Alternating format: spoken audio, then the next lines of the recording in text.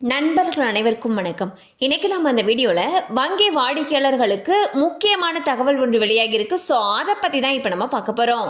Reserve வங்கி வெளியிட்டிருக்கக்கூடிய சுற்றறிக்கையின்படி CTS முறையில் அன்ரியலைசேஷன் settlement எனப்படும் தொடர்ச்சியான தீர்வு நடைமுறை அமல்படுத்தப்படுகிறது. இதற்காக 2 கட்டங்களாக மாற்றங்கள் கொண்டு வரப்படுகின்றன. முதல் கட்டம் அக்டோபர் 4ஆம் தேதி முதலும் 2வது கட்டம் ஜனவரி 3ஆம் தேதி முதல் அமலுக்கு வருகிறது. புதிய முறையின்படி வங்கிகளில் பெறப்படும் காசோலைகள் உடனுக்குடன் ஸ்கேன் செய்யப்பட்டு தீர்வு மையத்துக்கு அனுப்பப்படும்.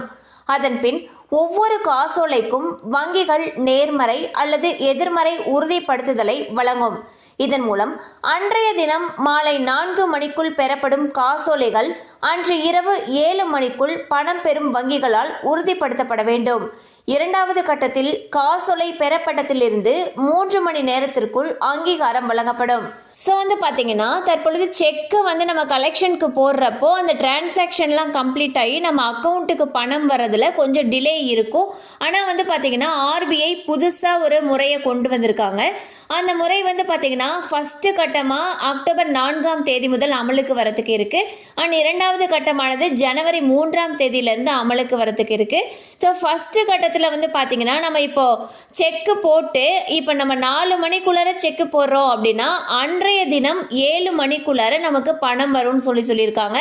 2வது கட்டத்தில் இம்ப்ளிமெண்ட் பண்ணதுக்கப்புறம் பார்த்தீங்கன்னா செக்கு நம்ம கொடுத்து 3 மணி நேரத்தில் பணம் அக்கௌண்ட்டுக்கு வரும்னு சொல்லியிருக்காங்க. ஸோ மேலும் இது சம்பந்தமான அப்டேட்ஸ் உங்களுக்கு தேவைப்படுச்சுன்னா உங்களுக்கு அருகில் இருக்கக்கூடிய வங்கி கிளையை அணுகலாம். கண்டிப்பாக அந்த அப்டேட் உங்களுக்கு பயனுள்ளதாக இருந்திருக்கும் நம்புகிறோம். மேலும் இது போல் அப்டேட்ஸ் உங்களை உடனே ரீச் ஆகணும்னு நினச்சிங்கன்னா நம்ம சேனலோட தொடர்ந்து இணைந்திருங்கள். தேங்க்யூ ஃபார் வாட்சிங்.